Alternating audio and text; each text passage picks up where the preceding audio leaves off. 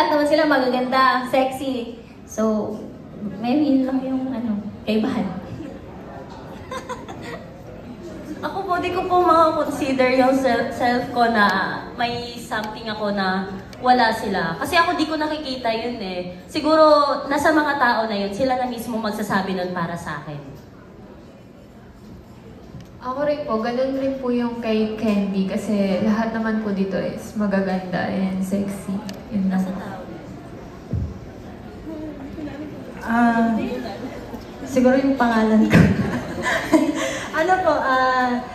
Hindi ko po sure, pero para sa akin yung best para sa akin na ugali ko is marunong ako makisama sa lahat ng tao.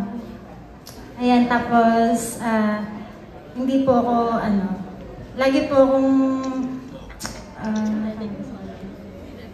down to earth. Yan. Honestly, feeling ko naman wala po. Kasi I believe na may kanya-kanyang beauty po kami dito. Kanya-kanyang galing. So, para sa akin po, pantay-pantay lahat. Tingin ko sa akin. Jessa? Hindi ko rin po kasi kilala sila lahat eh. So, hindi ko rin po masasabi ko ano yung best ko na wala sila. Pero siguro po, parang lalaki rin po kasi ako kumilos minsan. Then, ayun, medyo hindi ako maarte na parang ako. Basta, yun.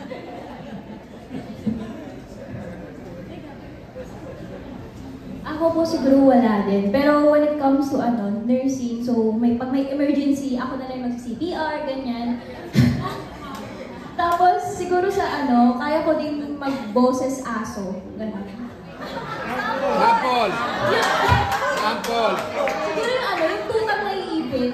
Sample! Wait lang. Alam ko kaya kong gawin.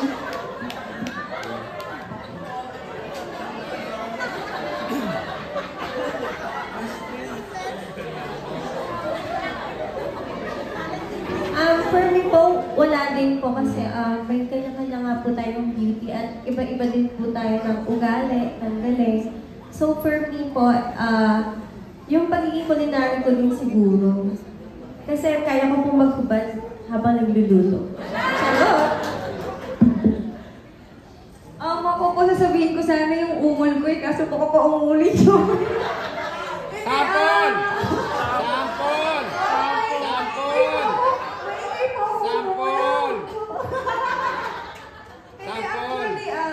Feeling ko naman lahat ng mga Viva Max actress, may kanya-kanya kaming personality, talent. Actually, ang gaganda namin lahat. May kanya-kanya kaming beauty. So, proud ako to be one of the Viva Max stars. Yan, thank you po ulit, boss. Thank you po ulit sa inyo. Ayun po, umul sana kaso na.